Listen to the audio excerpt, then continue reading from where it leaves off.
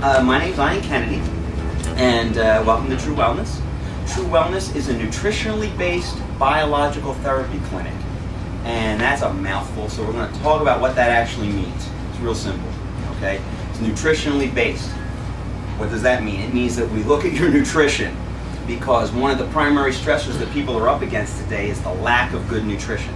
Most Americans eat 2 or 3 times a day, sometimes more, but the actual nutrition we get out of the food is typically very low. So even though we're eating a lot, we're not necessarily getting a lot out of the food. So when we formulated this office and made the commitment to doing biological medicine, we decided it's absolutely say in the beginning it's nutritionally based, because that is where your illnesses come from. It's a primary place where your illnesses come from, and it's a primary place where you can start to help the body heal itself.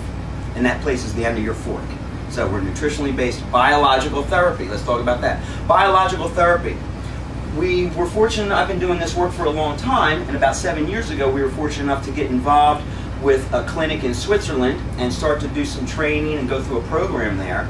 And they introduced us to what's called European biological medicine. And European biological medicine is the concept that A, our bodies don't make mistakes, that there are primary stressors that over a period of time cause the body to dysfunction and cause it to be what we call blocked in regards to being able to heal itself, because we are self-healing creatures. The body has the ability to heal itself. Get a little cut, it'll heal up. So the body has the ability to heal itself. If it's not being taken up with a lot of peripheral things that stress that ability out and cause it not to be able to do that anymore. So when we talk about biological therapy, we're talking about the things that block the body in regards to its ability to heal, the things that stop it from what's called regulating. We'll go over that tonight. We also talk about the fact that our bodies are designed to take information in from the environment, from our food, from different nutrition.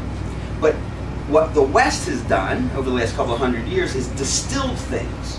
Okay, and if you distill something, you make it much stronger. You take a piece of the particular thing and you distill it down, it becomes much stronger. When you give that to a body, there's always side effects to it.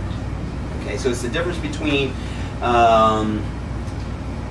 distilling hard liquor and making wine. If you distill hard liquor, if you distill grains, it turns into a real strong alcohol, right? If you ferment grapes, there'll be a certain level of alcohol, but it's typically low. And all the components of the grape is kind of still there. When I distill alcohol, the components of the grains are gone, and nothing, the only thing left is that real distilled heavy alcohol. That's the difference between doing biological therapies, which is involving you with whole plants, whole foods, homeopathic remedies that are designed to give the body information, as opposed to a pharmaceutical, which is a distilled product out of the environment. I take a plant and I take one little piece of the plant and then I distill that down so that that particular element becomes really, really powerful. And then I give that to you as a drug. That drug will force your body into healing. The whole plant stuff allows your body to go through the healing. So the diversion in philosophy starts kind of right there. One side says, let's force this body into not having symptoms. I don't care where it really comes from as far as the symptoms, but let's force it to not have those symptoms. And the other goes, hey, you're having these symptoms. Why are you having these symptoms? And do you need information? Do you need different nutrition? So that that information and the body receives that and perceives that on a different level. So that's kind of where the diversion comes from. It's the idea of vitalistic versus mechanistic. All of us in the West have been taught to think mechanistically. What that means is, don't fix it till it's broke. That's a mechanistic idea. Now more and more people are going, oh, I'm preventative, I want to be preventative. But the mechanistic idea is, don't fix it till it's broke. If you go to the doctor with a knee complaint, they're going to look at your knee. That's a mechanistic way of looking at it. Okay? If you leave tonight, God forbid, and you got a flat tire on the front right, okay, you wouldn't fix the left rear. It'd be goofy. Because mechanistically, you got a right front flat, right? So it makes sense. Okay? It makes sense to be mechanistic in that way. If you break your arm, don't come to my office and go, hey, can you give me homeopathic to fix this broken arm? No. You need to physically have that fixed, put it in a cast. That's a mechanistic fix. and it's perfectly valid. Perfectly valid. If I break my arm or I tear my leg off, I want good surgeons to fix that stuff and put me back together, right? But that's totally different than the idea of staying healthy or allowing your body to go back into health. Totally different. Mechanistic viewpoint goes, if you have a migraine, let's give you migraine medication and try and squelch the migraine. That's mechanistic. Vitalistic goes, you got migraines? Okay. What's on your mind? Huh? Well, what are you thinking about? Or what are you eating? I'm going to look for what looks like peripheral things. Vitalistic basically says anything can cause anything. That means anything can heal anything. Vitalistic goes, not everything has an answer. Not everything has a reason. Some stuff is out of the realm of our understanding. That's vitalistic. Mechanistic goes, if her leg's broken, we fix her leg. If the tire's flat, we fix her tire, right? So we look at all of that. We have people come in and go, I got terrible back pain. Okay, well, let's figure out why you have the back pain. Did you do something to your back in a skiing accident? That's mechanistic. You got a bulging disc? That's mechanistic. Or does this back pain come and go? Some days I get up, I don't have it. Other days, oh my gosh, I can't move. Ah, that's more of a vitalistic look. That's your body telling you something. Is the weight of the world on you? Do you feel like you're supporting everyone and not getting any support? That could give you back pain, physical back pain. So there are very different ways of looking at these two ideas. Mechanistic, vitalistic, both are valid. Most mechanistic practitioners don't cross over and look at the vitalistic. We're really fortunate. We've got a great medical doctor here, and she's been able to cross over and look at both the vitalistic, the energetics around stuff, and the mechanistic. Most mechanistic docs that are trained in Western medicine go, it's in your head. Right? If they can't figure it out, they go, well, it's in your head, take Prozac. Right? It's another force the symptom away. Okay? So when we're talking all about this stuff, we went in a different direction tonight. We're talking all about these differences in regards to how we look at the body and what creates illness in folks. I'm going to start to put some stuff up on the board so that you understand biological therapy and what's called regulation. Because the ground floor for understanding what a lot of you are going through with us is important to understand what regulation is. And regulation is the dance, it's the balance between the parasympathetic nervous system and the sympathetic nervous system. And a lot of you know this and have heard this before. Your parasympathetic nervous system is responsible for allowing you to rest, heal, digest food, go through life non-stressed, and finally fall asleep at night. Okay? That is mellow land. Okay? Sympathetic nervous system wakes me up in the morning. Every time I stand up, the body goes, he's going to burn energy. What are we doing? Okay? And it's going to allow me to burn energy appropriately. If a tiger comes up the stairs, right, we all instantly go sympathetic, which means you're going to fight or you're going to flight. That's the fight or flight syndrome. Okay, that's the, I feel adrenaline running through my body. I'm either going to run away or fight the challenge. Well, both are really important for survival and for our health. Our bodies do this all day long. If you're healthy, your body does this all day long. It goes from parasympathetic, he sat down. Okay, he's sitting. He's resting.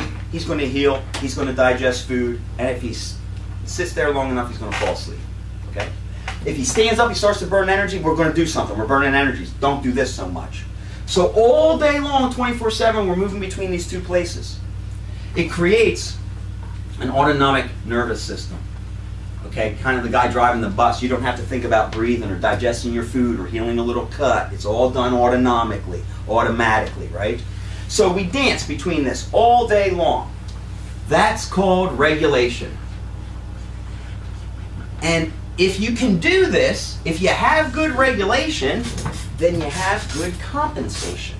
If you regulate, you compensate. What does that mean? Well, if you actually do this appropriately and you regulate, it means that you'll compensate for different stressors. It means that you should get a cold once a year maybe, fight it off in a couple of days and go, I had a little cold.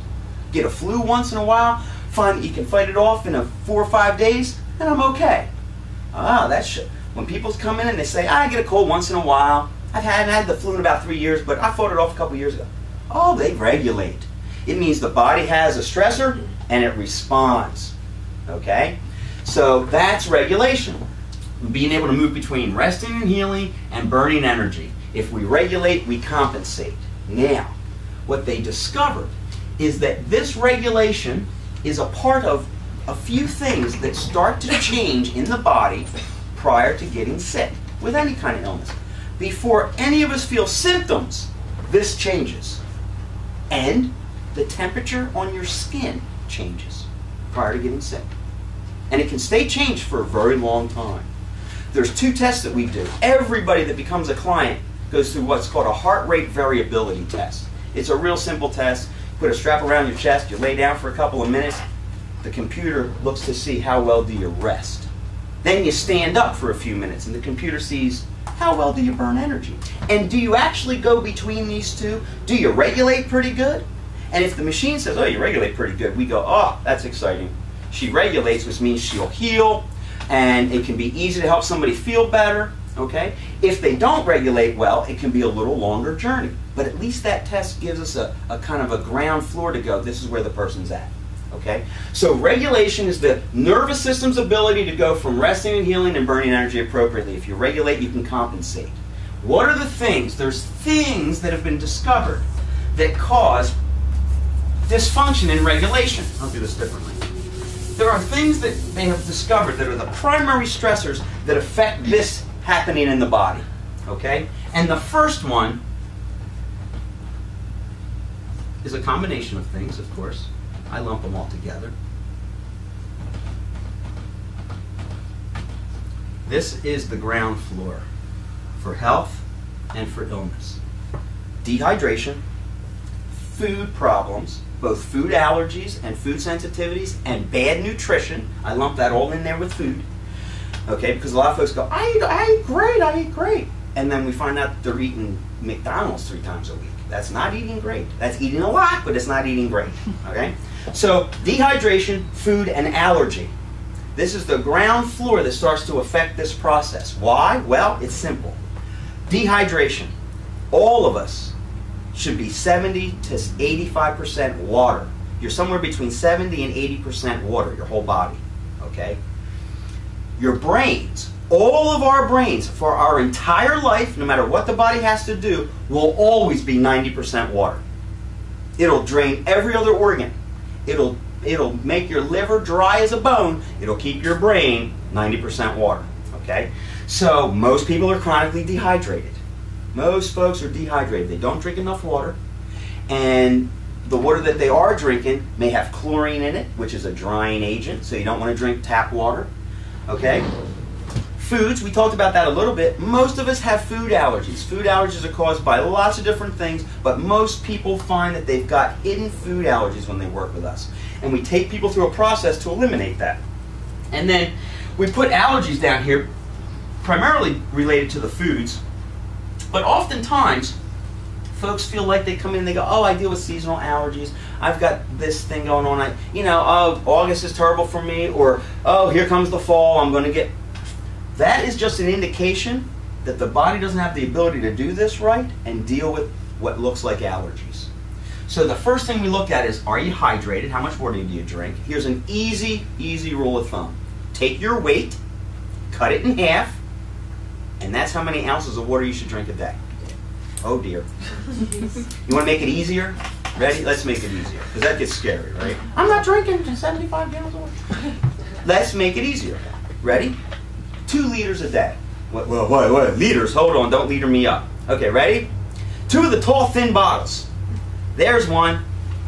2 to 2.5 of those a day, and you're hydrated. For everybody. For everybody. 2 to 2.5 of those a day, and you're hydrated. It will change a lot of things for you.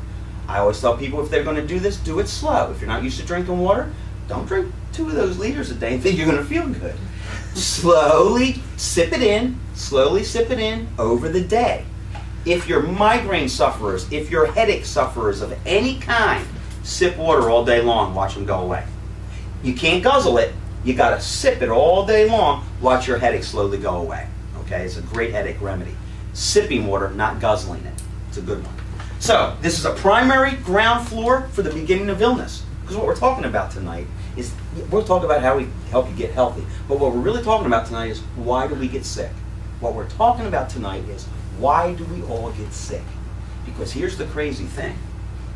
We're all on the same planet. You're going to see we're all up against the same stressors. Yeah. And we're all going to get sick. Yeah. We're all going to get sick, and we're all going to pass someday. So, no anxiety. Why? Because I know I'm going to get sick, and I know I'm going to pass someday. I'm cool with that. Now we can work to stay as healthy as we can, have as great a life as we possibly can, right? And live in a place of feeling like I'm emotionally and physically well and healthy. Doesn't mean I'm not going to get sick. Just means I'm going to live so that I'm always in a place of going, I'm going to be healthy, we're going to live a good life, and someday I'm going to get sick and pass. Okay? Dehydration, foods, and allergies. Big part of this for us. Now we're going to look at the other stressors that cause this to dysfunction. And when that dysfunctions, you may not have symptoms. I know it sounds weird. When this first stops, you may not have symptoms. You might be in a place of going, I feel fine, I got lots of energy, I'm going. But over a period of time, if that stops for a period of time, weird peripheral symptoms start to show up. Here's one of the first ones. When that has stopped functioning, I can't sleep. Insomnia shows up the minute this stops. When a person lays in bed and goes, I just can't fall asleep, or I'm up a lot throughout the night, you're not regulating. You're not regulating. Oftentimes what we see happen, and I'll get through these for you. Oftentimes what we see happen in America, here's the typical American, ready? I'm overcharged and have no ability to heal. I'm sympathetically stressed out, always fight or flight, and when I finally get to rest, I'm so tired I actually can't sleep. And I lay there and I go, I can't sleep, I'm so tired. And then when I finally get up in the morning, I feel charged up again. Well, if you keep doing this, you're going to end up with issues, okay? Because it's not a balance. When we talk about regulation, it looks like this. That's beautiful regulation. Well, what does that mean? It means that I burn energy and I can rest. And then I can burn energy and I can rest. And I can burn energy and I can actually rest. And that is health. What happens for most of us is we get sympathetically charged up, and instead of doing this, the body goes, okay, you need to stay here, we'll draw a straight line and we'll just keep you sympathetic. The heck with this resting thing. And that's when folks come in and go, I'm exhausted. I'm exhausted, but I can't sleep. I don't really poop. I get headaches sometimes. These are all classic, typical symptoms that people come in where a traditional trained school doctor will go, well, sounds like you got anxiety. Take this, take that. For us, we go, hey, you're on your way to something. You're on your way to something because this has stopped. Okay. Water, food, allergy stuff. It's going to get weird. Scars on your skin affect our regulation. Does anybody have questions about that simple regulation idea? Balance between our nervous systems. So scars affect that ability on your skin. And the reason that happens is because the biggest organ in our body, our skin, okay? And when there's a scar on it, it changes the skin and it causes an electrical charge to be fired into the autonomic nervous system. Here's the easiest way to understand it. If I have a scar and it's touched, my body thinks I'm bleeding again. What? Wait a minute, I had this little scar when I was 3? You mean to tell me that every time I shave and that's touched, my body thinks I'm bleeding again? Yeah. Now, does it really think blood's dripping? No. But the body's being told, oh, this is a stressor. This is a problem for me. And any kind of midline scars on the trunk of my body or my head seem to cause a big problem for the organs inside. So it's charging up.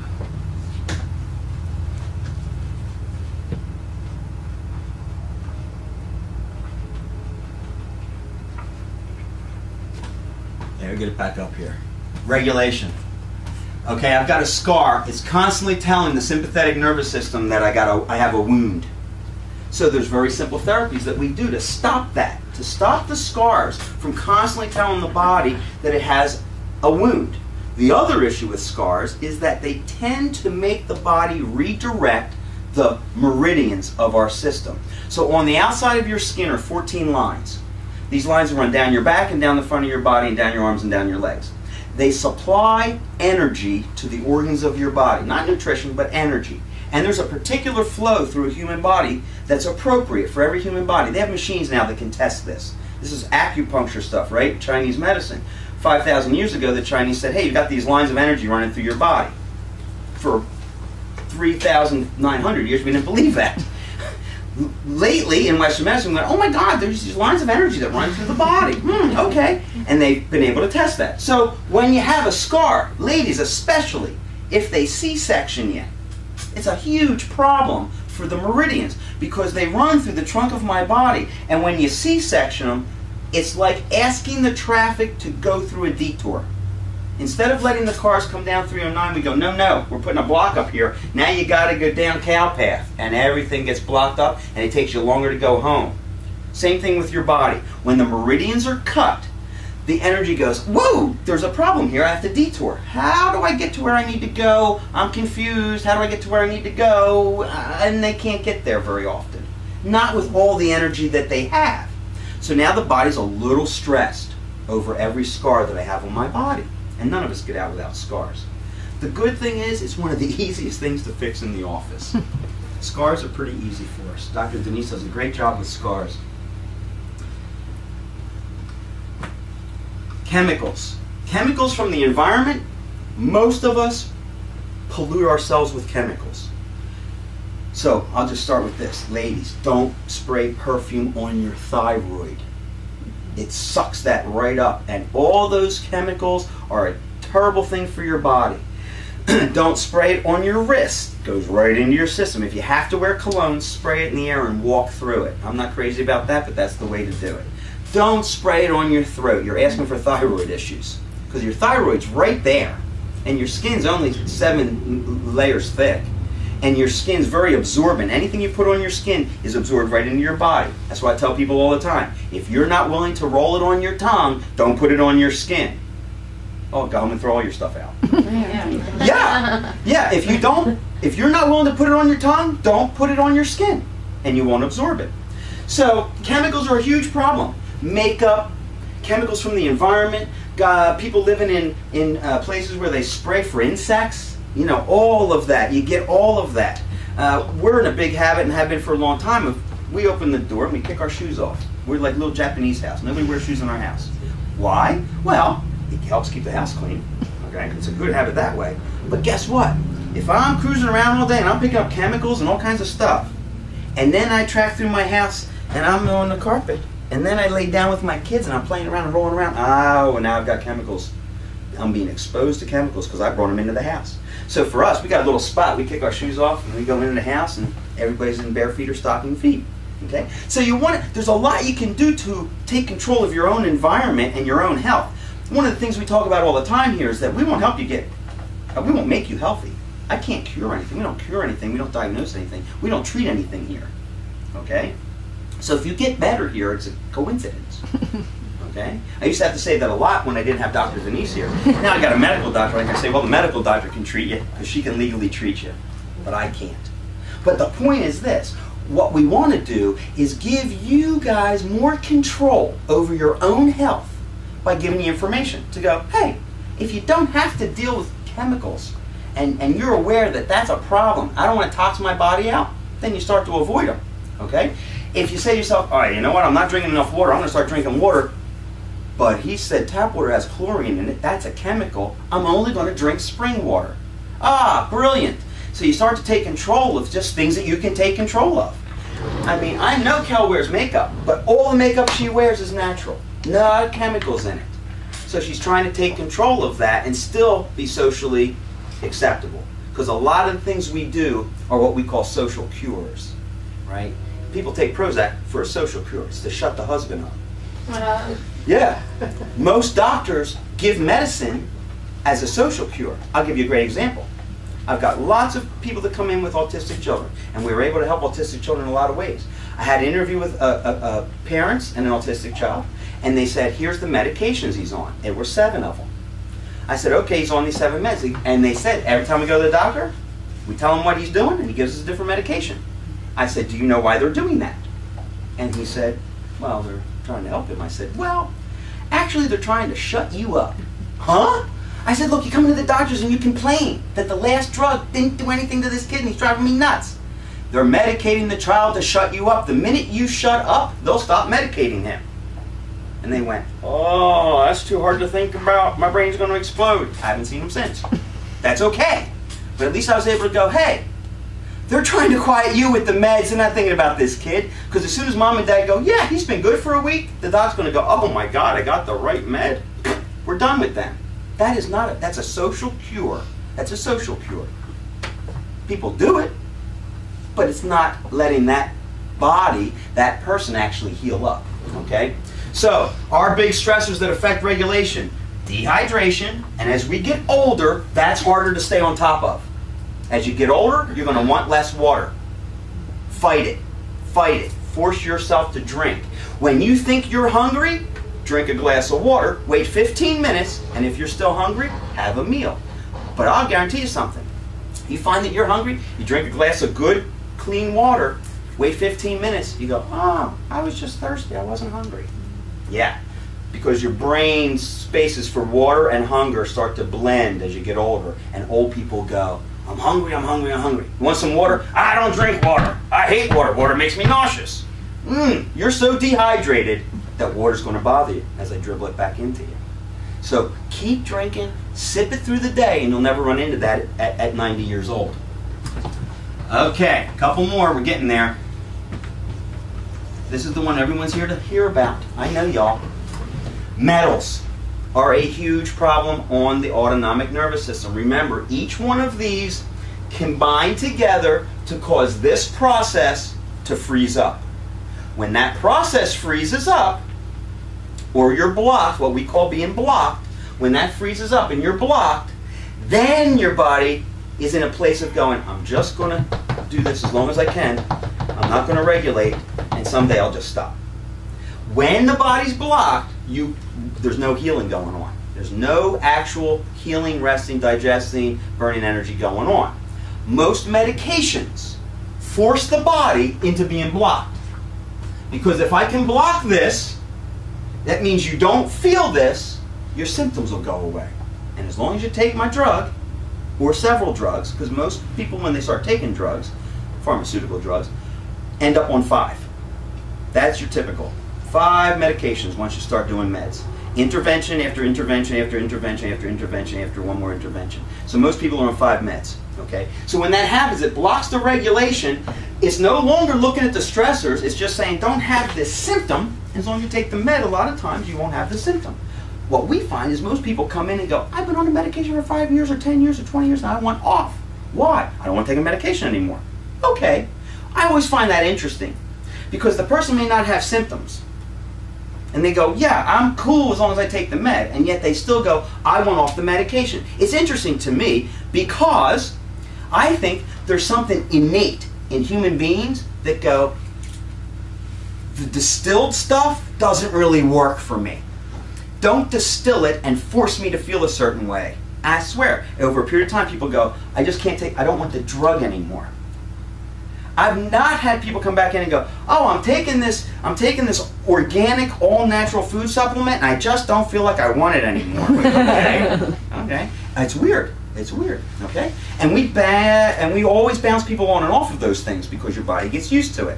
When your body gets used to it, it's not as effective. So we go, oh, you've been on that for 4 months? Get off of that, try a new one, and give your body different nutrition. Okay, metals. Metals cause a big disturbance in regulation. It causes a block.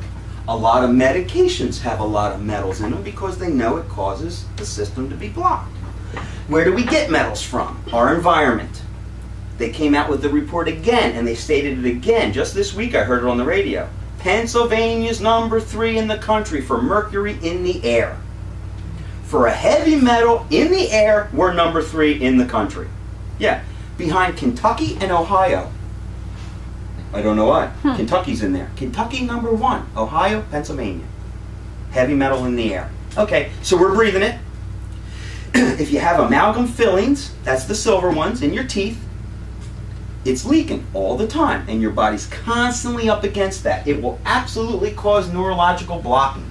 Heavy metals act like a preservative in the body, so they force it from stopping to continue to regulate or continue to act like a living thing, okay? Because our cells are always dying and we're always getting new ones, right?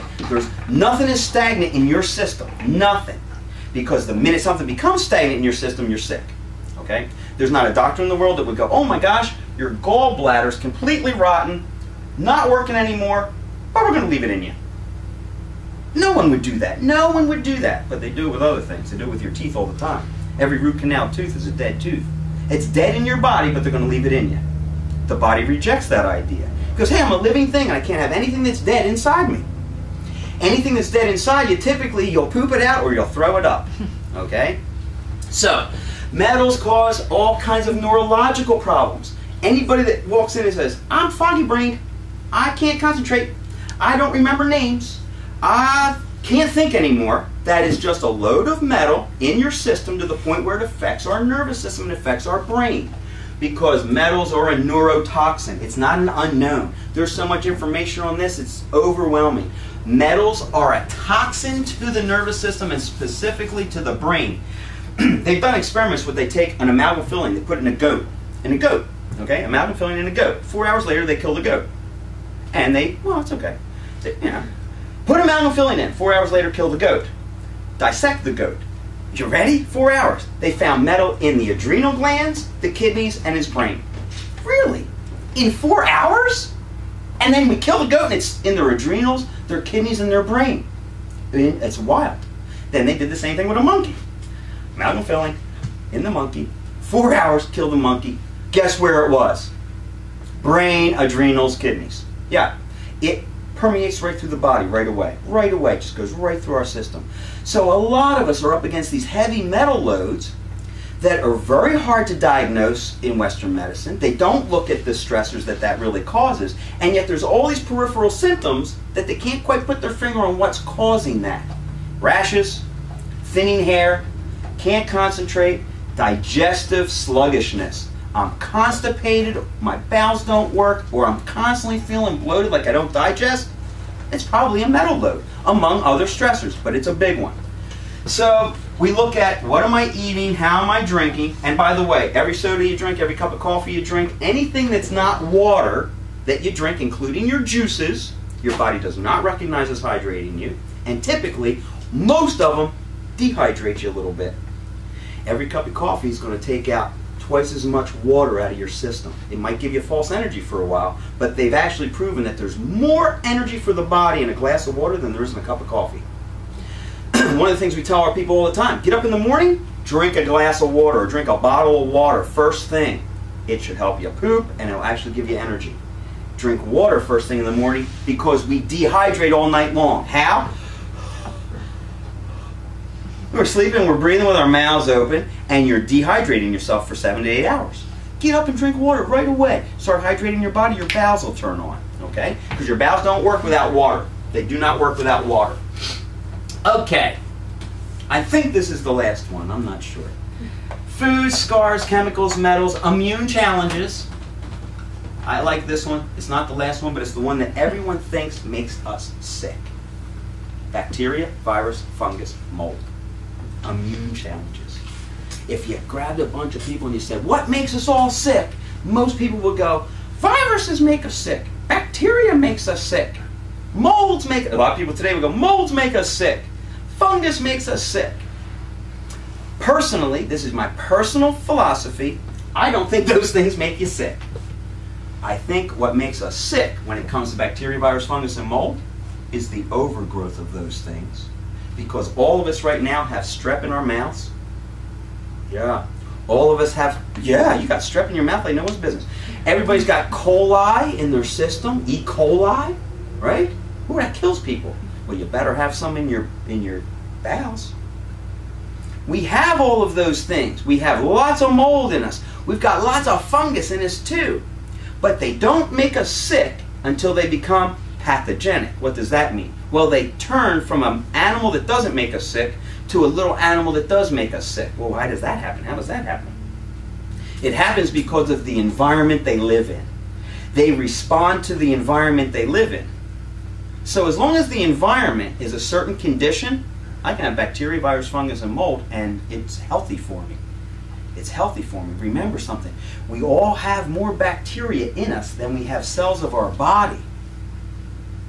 Yeah, we were all taught early on, oh, you're billions of cells. Well, the bag is billions of cells, but everything inside of it's bacteria. We're full of bacteria. And it's very important to have the bacteria. So we get sick on immune challenges, bacteria, virus, fungus, and mold, because our bodies are up against dealing with metals, chemicals, scars, and all of that hydration and food issue. And so when the body gets a bacteria, if it really is taken up with these things, the bacteria grows out of control. They go, I'm now sick. The doctor goes, here's an antibiotic, let's kill that. They kill that all off, and your system for a moment goes, oh, I'm not dealing with this, but I'm still dealing with all of this. And you can tell me if I'm wrong, because you've all had this happen. And pretty soon I got to go back to the doctor, get another antibiotic. Then I got to go back to the doctor, get another antibiotic. Then I got to go back and get the kid another antibiotic. I've seen children and people on antibiotics, courses and courses. They go, I haven't been on too many, 4 times in a year. Well, that's every 3 months. They're giving you antibiotics every 3 months for a year. That's a lot, right? But they're fighting this and never looking at the things that stop your body from dealing with this. Here's why. Immune challenges, just think of the words. Immune challenges. That means it's a challenge to my immune system, right? Is not our immune system designed to deal with bacteria, virus, fungus, and mold? We were designed to deal with the things that attack us that are living. Bacteria, viruses, fungus, and mold. The Maker made us so that we could handle those things, but could not handle metals, chemicals, scars, and bad eating habits. And so if our body is dealing with this, it completely ignores these. And I have a philosophy around that. It ignores these because the body goes, well, at least it's alive. It's not innate. It's not this inorganic metal. It's not chemicals that I've never had a reference point for. Right? I don't have any good genetic information in relationship to man-made chemicals. I've got no good genetic information in relationship to man-made metals. The body doesn't know what they are, so it blocks it from working properly. But bacteria, virus, fungus, and mold, heck yeah, man. Bring it on. Bring it on. We have a great little goddaughter in Switzerland. Okay? She was born in Switzerland. She's never had an immunization. She's never had a medication. She's had a lot of pleomorphic and homeopathic remedies. And for the first year and a half, she looked like she was sick all the time. Constantly running, coughing, and they were dosing her. They weren't dosing her to make her better. They were dosing her to get the nose running and to get her funky for the first year or so. Why? Because I want her body to see all of those primary bacteria and viruses. This is the way they immunize them. Nobody gets immunizations in Europe. That's how they immunize them. Give them pleomorphic remedies to get the body to understand bacteria, virus, fungus, and mold. Oh, do you see all that? Yeah, I see it all. At a year and a half, I'm seeing it all. And now, she's 4? Oh my gosh. First of all, seems like her brain works better than mine. She can have a conversation with you in 2 languages. Okay? And it's unbelievable. Her skin is beautiful. Now Alina doesn't appear to be sick at all. Because they took that first year and a half and went, have a reaction. Here's some bacteria. They weren't making her sick. They were giving her stuff for her immune system to get reference to. Oh, I know what this is. Oh, I now know what that is. My father did it to me when I was little. Didn't do it quite as nicely. He would go, you're sick. Good. Don't take anything. Have the cold. Have the flu. Have the mumps. I had all of them. I had the mumps wicked. Oh, give me some. I can't breathe. I can't talk. No, you'll be okay. He took the chance of killing me, but he also knew that I was being immunized. I was being immunized. He didn't believe in Western medicine to go, here, take this flu virus. He went, have the flu and be funky for a couple days. You're not going to die.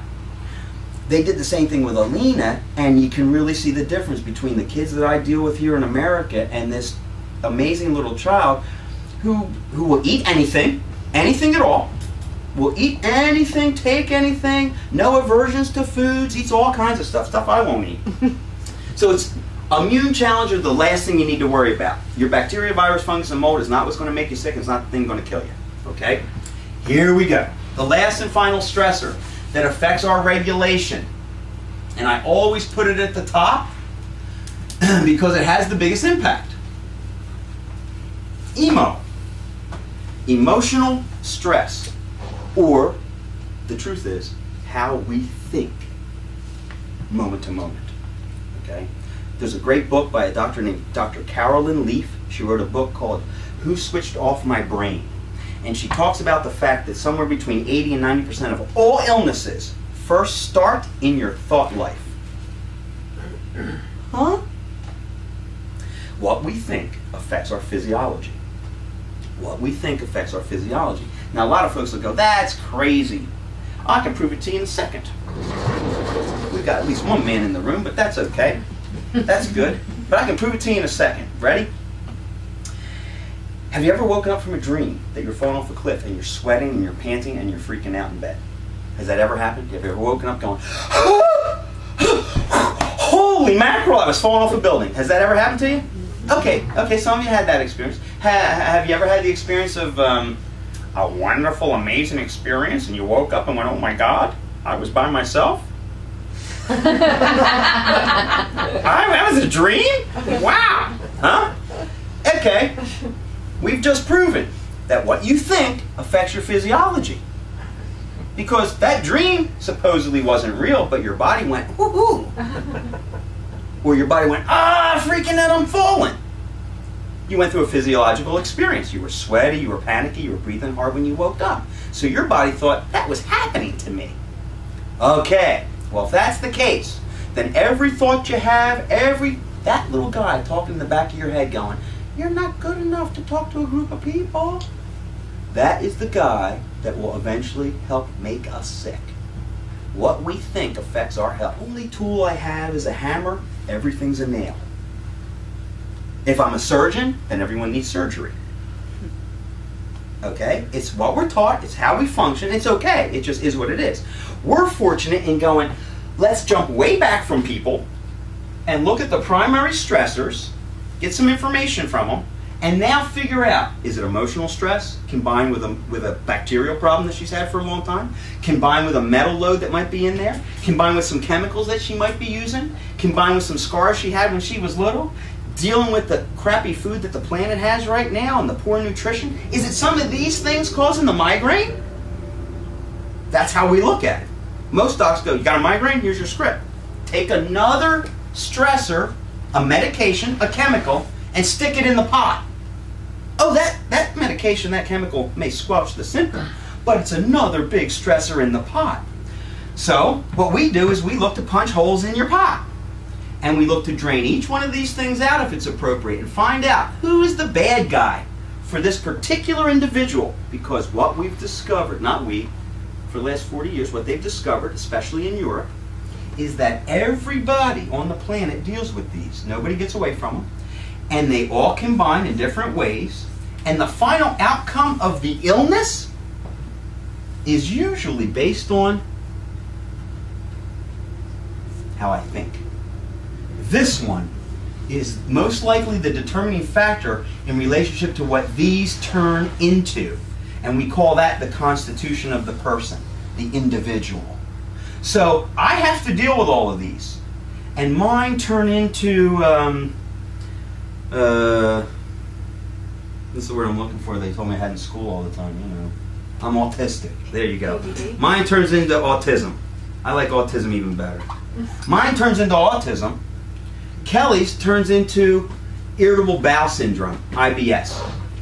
Two totally different people. They go into the office and they go, I got IBS. And I go, I'm a complete lunatic. Okay?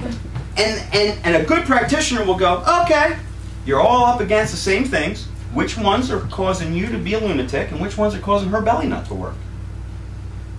It's not rocket science. It gets kind of easy, huh? It's not that difficult. It's totally different. The hard part is it's totally different. When we sat in class for the first time, we had 160 docs sitting in class. Dr. Rao walked up in front of the room and said, for the next 4 hours, I'm going to teach you how to touch people. And Cal and I looked at each other and went, oh, we got this down. And all the other doctors went, I'm not kidding you. I'm not doing that. We literally had doctors go, I'm not doing that. Ralph said, I'm going to teach you all how to touch people. And he brought somebody up in front of the room and he literally went, this is how you touch people. You can touch their arms. When you go out to the waiting room and see your client, you should put your arm around them and walk them into your therapy room. We had a doctor stand up and go, I never meet my clients in the waiting room. They come to my office. Ralph said, go out and meet them and ask them, how are you today? Go back into the treatment room with them. Touch them. For 4 hours he talked about this. Now we were sitting in class going, oh my God, we're never going to get through this, all medical doctors. He comes out and goes, I'm going to teach you how to touch people. And we went, oh baby, we got this. Because at the end of it he said, no matter what kind of doctor you are, you can't heal anyone. No one will heal if you don't touch them. If you don't touch them. And I'm not kidding, most doctors today don't touch it. They're afraid to touch it. They're afraid to get in trouble because they touched it. So they don't touch it. But you won't heal unless a person touches you. So it was an amazing experience, and he brought this all to us and said, look, here are the primaries. This is what people are up against. If you can deal with this, their symptoms will go away. But it's not just their symptoms will go away. If you deal with this, you actually end up with a totally different human being at the end. And they'll know themselves for the first time, because all of this avoids us from really knowing who we are, knowing the power that we really have, understanding what we can really do. All of these things block us up from living the life we should really be able to live. And the symptom, the illness, is what we all end up focusing on. And we're stuck. It's the wrong place to look. This doesn't mean that much. It doesn't mean that much. This is what's important. And if you can change this, you don't have to live through that. It's that simple. It's simple. It's not easy. Semantics. It's very simple, but it's not easy. You think it's easy to drain metal out of people? No. You think it's easy to get them to sit in a dental chair the first time and get the metal taken? No. Sometimes it takes me a year to get somebody to do that. It's okay. Is it easy to get chemicals out? Easy to handle scars? Yeah, scars are pretty easy. Easy to handle the food stuff? Oh, initially it might sound easy, but it's not easy because habits are hard to break. What's the most difficult thing people go through? Change. The most difficult thing anybody goes through is change. If I say to you, no more eating chicken, oh my God, that's hard to do. Right? It's okay, because it's change. Change is hard. So what we have found is that we try and make little changes over a period of time. No, make big changes all at once. We had people come in and go, I'm changing everything. I want to change my whole diet. Oh my God, this is fantastic. I'm changing everything. We go, don't do that. Because you're what we call a fast burner. You go, I'm totally excited. Where's she been? I haven't seen her in 3 weeks. I don't know. I just got really excited. I'd rather have somebody go, I'm not sure about this.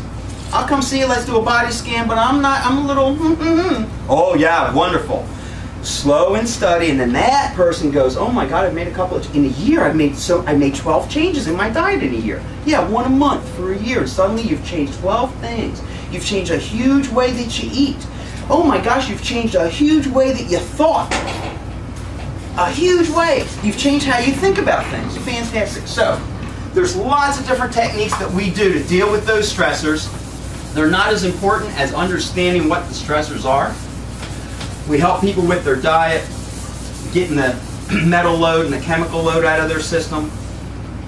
We do it with emotional release technique. We do it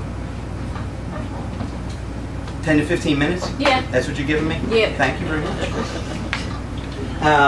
There's lots of different therapies that we take people through. And it's not that they're not important. It's that tonight I'm deciding they're not important to list for you. Because I don't think it means that much to you. What's important is this.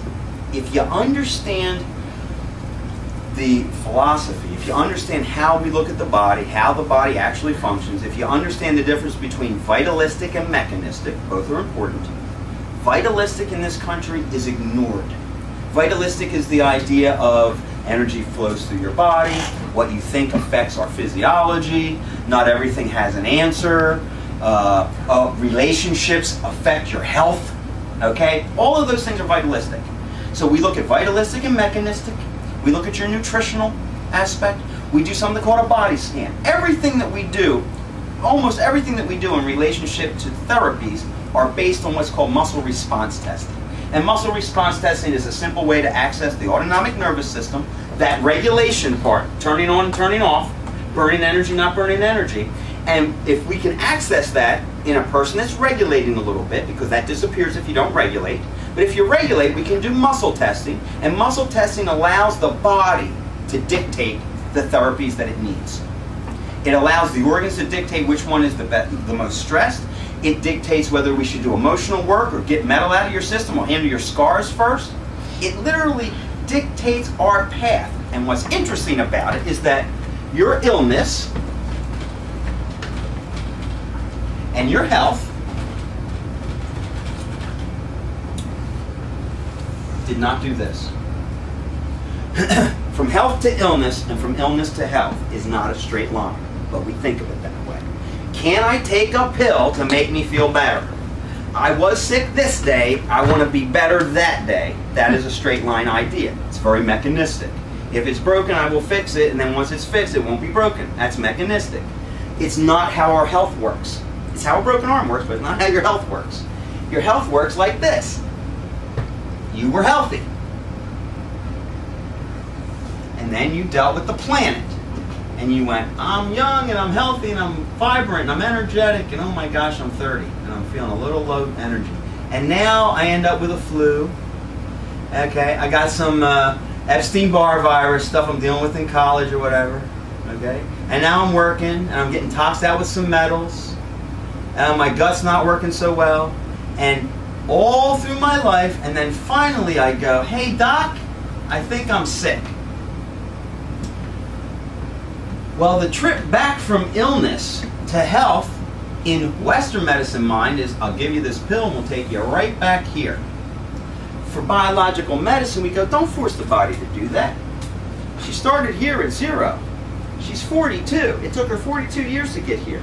So it's going to be another windy road again. We're going to unwind some of this stuff. And the trip back to health is a windy road. Just like the trip from health to illness was a windy road. And so it's these basic ideas I want you guys to understand, because if you understand some of these ideas, and there's a lot of information that we give to people to read, and there's a lot of information in the office, if you start to really understand these and they'll start to make sense, and you realize that, wow, this is actually how the body functions. This is actually how the body functions. I didn't get sick yesterday. I wasn't well yesterday and sick today. It's always a process, and my healing is going to be a process too. It takes a lot of stress off you. It's what I opened with. I'm going to get sick, and I'm going to pass someday. So I'm not stressing over that. Can I stay happy and healthy right now through the process? Because it's a process. So we look to take and eliminate the primary stressors that cause people to be sick.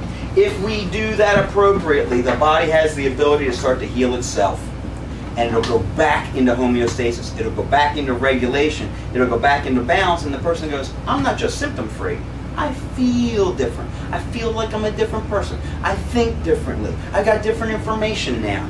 I'm treating my kids differently. I've confronted my husband on how he treats me. All of these things have changed in my life. Fabulous. Now you're well. Now you're healthy. Are you going to stay that way? It's a windy road. You got to be conscious. It's about making people more conscious and having you guys understand you got much more control than you think. Handing your control over to a doctor going, here are my symptoms, fix me, is not taking any control. And it's not taking any responsibility. So all they can really do is, well, take this and see if it makes you feel different. Remember, the bottom line at the end of the day is, do you feel different? That's what most of them are doing, okay? For us, it's, okay, this is where you're at. Let's work you back to a place of feeling like you're healthy and well again in all of those aspects, not just symptom-free.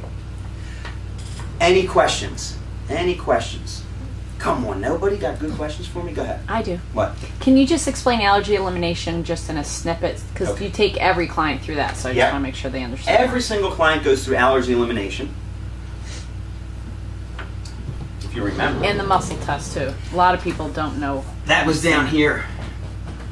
Allergy with the foods and the hydration, all of that stuff. Well, Allergy elimination is a protocol that we put together that's a combination of energetic therapy. What does that mean? It means that we use energetic radionic signature vials. They're little tiny vials that are made by a computer that vibrate at different rates, and they stimulate your nervous system to that vibration. Our bodies have a field around them, right? An electromagnetic field. Some people have real strong ones, some people have weaker ones, but everyone has them. If you hold something in your hand, especially close to your fingertips, because the skin on your fingers and your palms, around your ears, your lips, the skin is different on your lips, the skin is actually different around your belly button, okay? These are autonomic nervous system fibers. They're different skin, and they're designed to pick up information from the environment, okay? That's why a lot of times when people are in religious experiences, they'll put their palms up and they'll feel God through the palms of their hands. They'll reach out. If you walk through a dark room, a lot of times you'll go like this. It's not because you don't want to bump anything. You're literally feeling your way through the room. There's something in front of me. So very sensitive. What they discovered is that our body's nervous systems respond to these vibrations before you put it in your mouth or put it in your body. So you can have someone hold a particular vial that's made by a computer, vibrates at a certain rate, and you can muscle test them. You can stress a muscle. And the reason we stress a muscle is because that energetic system that allows that energy to flow will always shut a muscle off and guard an organ, because our muscles are not responsible for our welfare. They're not responsible for us to live. So it'll always shut a shoulder muscle off or a leg muscle off, as opposed to stressing an organ. So we can have people hold things in their hands, and if on a muscle test it shows a weakness, that for us is considered an allergy. It's something that the autonomic nervous system doesn't recognize. It doesn't mean that if you eat vitamin C you're going to break out in hives. It just means your body's vibration and that vibration don't harmonize. They don't recognize each other. So we take the person through a particular, very simple process to get that vibration and the person's nervous system to go, oh, I know you. And if I know you, I can let energy flow through my system and it doesn't weaken my body. And so we re-educate the nervous system so that the body doesn't have the stressors, the unseen energetic stressors of primary foods that we eat, because you're all sensitive to foods you eat. You're all sensitive to the foods you eat. The reason I say that is because if you eat the same foods week in and week out, which most of us do, you create an allergy to it. You create an allergy to it. That's why diversification on your plate is real important. You should have lots of different foods all the time. Because if you do the same thing over and over again, if you eat a banana every single day, you'll create an allergy to the banana. Your body will start to reject it. You will not get what you're trying to get out of the banana. Don't eat a banana every day. Don't do anything every single day, because you get habituated to it. And if you get habituated to it, it's less effective. It's less effective, okay? So, energetic vials, we have thousands of them, and they just represent vibrations to the body. Is there anybody who's never been muscle tested? You've never been muscle tested, have you? Come on up. Come on up, I'll do this with you. And we'll just see if you test. Hopefully you regulate. Hi, I'm Ian. Hi, I'm Kathy. Hi, Kathy. Have a seat. It's on wheels. Don't roll away. So, Kathy, what we're going to do is we're going to just see if you're living, okay? All right. Everybody, I'm teasing you. You are rolling away. So, if she's alive, if we're alive, we've got electrical energy running through our system. That electrical energy allows us to move, allows us to think. It allows us to put stress against whatever we're up against. So what I'm going to do with you is she's going to hold her arm up, and I'm going to push down on your wrist. I'm going to push down on your wrist with only 2 to 3 pounds worth of pressure. It's not a strength test between you and I. Okay. I want to see if you can actually lock your shoulder against my pressure. Okay? Hold it if you can. Yeah, I'm just going to push down and you resist. You don't have to hold hard here. Just right there. Ready? See how strong you are? That's very good. Do this. Ready? Go. Ah, she's very strong. I'm pushing on her and she can resist that. All that tells us is that her brain works. I went, I'm going to push on your arm. Can you resist me? And she went, okay, I'll try and do that. I pushed. She went, resist. It just shows electricity runs through her body. Now, the palms of our hands, the openings of our ears, the skin on our lips and our belly button have these different fibers. If a person takes their hand and stretches their hand out, they stretch these fibers. If you put that close to someone's ear, mouth, or belly button, and you push on their arm, if they regulate between parasympathetic, resting, healing, digesting, and sympathetic, burning energy, if the body knows how to do that, When you do this, the arm will shut off and it'll feel weird. She'll be like, ah, that's weird. See if it happens. Hold strong. Ready? Yeah, stay strong. Come on, try. Yeah, I want you to stay strong. Yeah, stay just like that. She doesn't regulate. Hold for me. She doesn't regulate. So the body doesn't perceive the change between the two. So get me mercury and she'll regulate. You got amalgams? Yeah. Not of them. They don't, you won't regulate. It's metals block the body from doing that regulation. So I went like this and I stressed her. And then I put my hand over her ear, which is a false challenge to the autonomic nervous system. And if the body regulates, it immediately goes, hey, what is that? And it shuts the arm off. But if the body goes, I don't really see this, it means that there's metal blocking their bodies. You want to feel something weird? Hold that and do this again. Be strong for me. Ready? That feels good. Do it again. Whoa! Wow. That's weird. Come on, be strong. Ready? That's good. Stay like that. You can't. Oh, she can't. That's wow, wonderful. That's cool. Yes, but not really. Okay, well. Here's why. Now I'm teasing you. Let's try this. Let's try this with you. Don't let your teeth touch each other. Keep your mouth open. Now do the muscle test. Hold. And stay like that. Oh, if you open your mouth, you regulate. Now close your teeth together and hold. It immediately stops her from seeing the difference. So it's a big metal load. It's a big metal load stuff. Do you have a hard time sleeping? No, but I cannot remember things. Yeah. That's my major problem. Yep. I'm forgetting. It's the symptom that you're realizing, but it may not be your major problem. Oh, okay. Because of what it does to the body, that's all. So she has blocked regulation. She has blocked, that would be I'm considered. reiterating this because a lot of clients, we say that to it over and over again. Everybody's like, well, why am I blocked? And yet we spend an hour going over it in the basic workshop. So I just want people to really understand blocked regulation. Yeah. Okay, jump down for a second. Let's see. What are you, her daughter? Yes. Come on up. Do you have amalgams in your mouth? No, I don't. Come on up. You want something different? I'll show you something different. It's cool. Hi. Hello. I'm Ryan. I'm Angela. Hi, Angela. Have a seat. Let's see if you regulate. Can I ask you a couple questions? Yes. You have any piercings? Ears. You have any tattoos? No. Groovy. Why did I ask her that? I said, do you have any amalgams? No. Oh. Do you have any tattoos, scars? No. It blocks her regulation. Do you have any piercings? Very, very bad for us. Very, very bad. It totally blocks your regulation and messes with your meridians.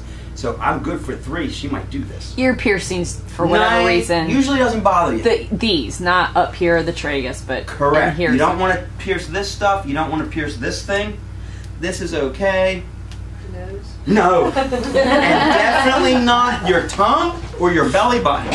And you don't want to pierce anything on this midline. On the midline, you don't want anything pierced, anything at all. Okay, hold strong. I'm going to push. Huh? I said, I want my belly button, but no. No. Don't do your belly. Don't do your belly. Be strong if you can. Hey, that's pretty good. Stay like that. She instantly regulates. Instantly regulates. Hold again. Hold strong. Be strong. Okay. And one more time. And that's really awesome. So, with somebody like this that regulates, you can immediately, I could lay her down, muscle test her, touch every organ in her body and find out who's weak, who's not. Put different kits against her system to find out where's the stressor. Is this a metal stress? Is there a food stress? What's the stress on this body? And literally, her arm and her system would turn on and off and give us information about what's going on. She don't have to think about a thing. What are in the kits? You said kits. Put kits on her body. All the vials, all the energetic vials. radionic vials that represent those primary stressors. So we look at, is it metals, is it chemicals, is it foods, is it scars? Where's the primary stressor for this body? But she regulates. How old are you? I'm gonna be 17. Awesome. So, you know, not a lot of planetary distress yet. I mean, really, I'm not kidding. She's had less pollution probably. She's had a little less of this, that, and the other thing. You know, a little less stress all the way around. At 50 is a different story for us, you know. So that's fantastic. You want to do one more thing just for fun? We'll just play for fun, okay? So we could touch all these different organs and push on her and find out how well her organs are doing. We can also find out how well her emotional world is doing. And at 17, it sucks. Teasing. But remember something. Remember something. For us, I don't really make big distinctions between the stressors. Metals are as bad as emotional stress. It's as bad as chemicals. It's as bad as scars. I don't care. They're all bad guys. Okay? So if I'm emotionally stressed, and a lot of our clients, I find that one of the primary things, if it's not metals, they're emotionally stressed out. Okay? Can't deal with the stress that society's putting on us. A way to test that is very simple. Be strong right here. This is fun. Be strong. Oh, come on, be real strong. Turn it like this. Good. Stay strong. There you go. That's a good look. Now, here's what we're going to do. You're going to stay that strong. Okay? You're going to look right in my eye. Look right in my eye. What happened? Be strong. Try and be strong. Stay strong. What happened? Take this hand, put it across your forehead, like, oh my goodness, I can't believe he's doing this to me. And look right in my eye. See how strong you got? Is that not weird? Yeah. Take your hand down. Let's try it one more time. Be strong. Put this one up here. Be super strong. Totally strong, huh? What that shows us, relax, is that, relax, totally relax. When a person goes right eye to right eye with somebody and they go weak, it shows that there's emotional stress, just emotional stress in my body built up. And I could ask her system through muscle testing a bunch of questions real quick to go, hey, where's the stress? But I'm not going to do that to her. Okay, I'm not going to do that to her. But you could literally find out where that stress is and then have the person think about it and release that through a very simple technique. The reason she went strong when she put her hand on her forehead, you can sit again for me, thanks. And we'll get you out of here. The reason she went strong when she put her hand on her forehead, and you've all done this and you've all seen people do this, the body unconsciously will always try and stop an emotional event from being programmed into the system by grabbing your forehead. How many times have you ever seen somebody go, oh my God, I can't believe that just happened. They had a car accident. Okay? If we heard a car accident out here, half of you would grab your foreheads. And here's why. Because the body goes, I don't want that in my system. That stresses me right out. Keep that out of my system. Here's why. Right above your pupils, right off your pupils, right here, are two emotional points. Very primary emotional points in acupuncture. And so when people grab their foreheads, they're emotionally stressed out. You've hit an emotional chord. If men grab the bridges of their noses, that's also emotional stress. So when you're having a conversation, somebody starts rubbing their forehead or grabbing their nose, you know, close the sale. People only buy on emotions. They never buy on facts. So the minute you're having a conversation and somebody goes, well, I don't know about that car. Oh, you got them. You got them. Sell that puppy. Put the paper in front of them. It's emotional. Okay? But it has a huge impact on our health. Huge impact on our health. 80–90% is emotional. So we always look to see how emotionally stressed somebody is, because if we can release that for them, it takes a big burden off the body, and the body can go, hey, I can deal with bacteria, virus, fungus, and mold. I might be able to deal with this little bit of metal. But woo, that emotional stress was taking me out. So we kind of triage it. You know, what are you really up against? Is it metals? Is it emotional stuff? Is it chemical stuff? What are you really up against that we can work on, and then handle the stuff as it comes peripherally? Makes big changes for folks. So if you're interested at all in what we talked about tonight, and you want to go, hey, let me take a different perspective, let me take a different look at how I'm looking at my body, you can set up an initial consult. You get a body scan, which is the muscle testing, check all the organs, a heart rate variability, am I blocked or not blocked regulation, do I actually regulate appropriately, how stressed am I? We can take a look at all that and your nutritional needs and give you an idea of, hey, this is how healthy you are, this is what your stressors look like, this is what we can do for it, and give you an idea of kind of where you're at and how you can handle it with our support, okay? I want to thank you for being here tonight. I know I ran a little long and late, but I get excited about this stuff. I hope I answered some questions for you. I also hope I raised a bunch of questions where you go, I need to think about that. Come back to workshops. Come back to workshops. We've got Dr. Denise here, great general practitioner. We have Linda Sue. She is a reflexologist. She's new, that's why I was like, she's new. Linda Sue. Linda Sue is new. And she's a reflexologist, so she doesn't do complete body work. She does everything through your feet. She can address all the organs and the structure of your body right through the soles of your feet. Great, we're having great reports about her. So she's here as well. And then you got all kinds of peripheral staff that help people do all kinds of things. Kelly does most of the IVs for people when they really get deep and intense and doing detoxes and supportive IVs and things like that. She's a phlebotomist. I do a lot of the energetic work, a lot of the emotional work, and the allergy elimination. Dr. Denise handles all the other stuff in relationship to, hey, you need a shot, we're going to help your scars, we're going to handle your medication stuff and get you off of some of these meds that you've been on for a long time. She deals with all that. So as far as a group we've put together, I mean, in all honesty, I don't worry about anything that walks through the door. And we've got everything from cancer to colds walking through the door, and I'm never concerned about how we can help them. there's only one thing that ever makes me say to the person, hey, it's good to meet you, you're all set, you're out of here, we're not going to do it, is when they buck you in relationship to taking a little bit of lead. None of us, including myself, are our own practitioners. You can't be, because you can't heal yourself. You can't get out of your own way when it comes to this stuff. So I always have somebody else look at me and deal with my health stuff. Kel always has someone else look at her and deal with her health stuff. So when people come in and go, well, I'm willing to do this only if you will do X, Y, Z, I believe this, but I don't believe that. Hey, go find somebody else. Because I've been down the road too many times, and if you want real results, you got to give up a little control and let us take you down the path and see how you feel. Okay?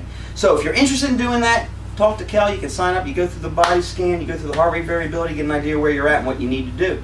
Come back to workshops. We do them every single month. They're free. We skip September. September we're skipping because school. And we have yeah, it's a shorter schedule for us. The next one is October 17th at 7 o'clock at night. Nice. And that's a basic workshop? That's actually a basic, but you're going to focus on the emotional component. Oh, there you go. And every once in a while, we really key in on a particular area. So we might talk one night, it's all about emotional stuff. We might talk one night all the dental component. We might talk one night all about neural therapy that's done here. So maybe 3 or 4 times a year, we do a real special workshop. The last one I did was on anxiety. We probably had 45 people here. And that's online, isn't it? The anxiety workshop, they're working on that, getting on YouTube and online. Our website. We're working on that right now, yeah. Our website's always changing, always has new information. You can go to biologicalhealth.com. That'll take you to our website, biologicalhealth.com, or truewellnesspa, as in Pennsylvania.com. It'll take you to both websites, both spots. Biologicalhealth.com is easier to remember and easier to write down. You can go to that. You'll be one of the first ones. We've just had it up live for 2 days. We just had it up. And the reason I mention it is because on the website, you can get a ton of free information. We do blogs. I write a paper every single month for our newsletter. If you want to sign up for the newsletter, you'll get that shot to you, and you can read through everything that's going on in the office and the articles that I put out every month.